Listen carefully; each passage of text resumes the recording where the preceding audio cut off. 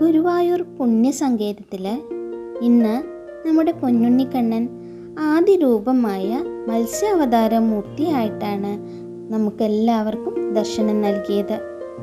ഭൂമിയിൽ അധർമ്മം വർദ്ധിക്കുമ്പോൾ ധർമ്മ സംസ്ഥാപനത്തിനായിട്ട് ഭഗവാൻ എടുക്കുന്ന ദശാവതാരങ്ങളിൽ ആദ്യത്തേതാണ് മത്സ്യാവതാരം. പ്രളയജലത്തിൽ നിന്ന് വേദങ്ങളെ വീണ്ടെടുത്ത് ജഗത്തിനെ രക്ഷിക്കുന്ന ആ കരുണാമയനെ നമുക്ക് മനസ്സിൽ പ്രതിഷ്ഠിക്കാം, മനസ്സിൽ പ്രതിഷ്ഠിച്ച് വണങ്ങാം.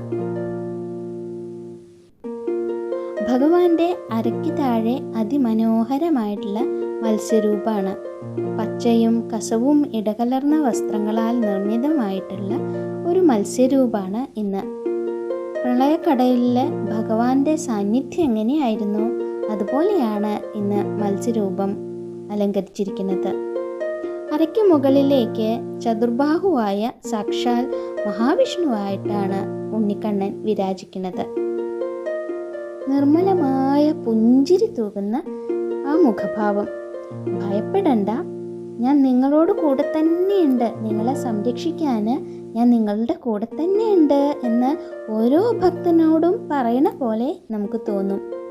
ചെവിയിൽ തിളങ്ങുന്ന ചെവിപ്പൂക്കളും നെറ്റിയിൽ സ്വർണ്ണ ഗോപിയും ആ സൗന്ദര്യത്തിന് മാറ്റുകൂട്ടുന്നുണ്ട്.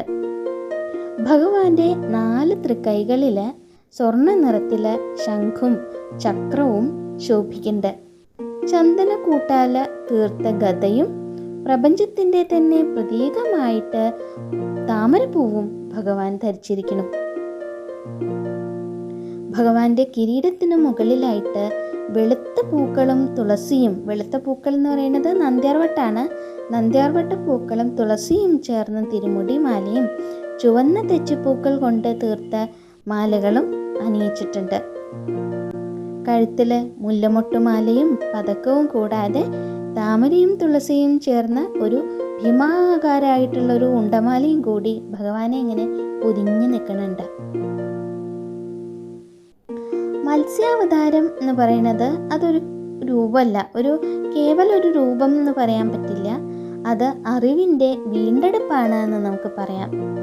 ഹയഗ്രീവൻ എന്ന അസുരൻ തട്ടിയെടുത്ത വേദങ്ങളെ, അറിവിനെ ഭഗവാൻ പ്രളയജലത്തിൽ നിന്ന് വീണ്ടെടുത്തു. നമ്മുടെ ജീവിതമാകുന്ന കടലിൽ അജ്ഞാനമാകുന്ന പ്രളയം ഉണ്ടാവുമ്പോൾ അതിൽ നിന്ന് ജ്ഞാനത്തെ വീണ്ടെടുത്ത് നമ്മെ കരകയറ്റുന്ന ഗുരുവായൂരപ്പനെയാണ് ഇന്ന് മത്സ്യാവതാര രൂപത്തിൽ നമ്മൾ കാണുന്നത്.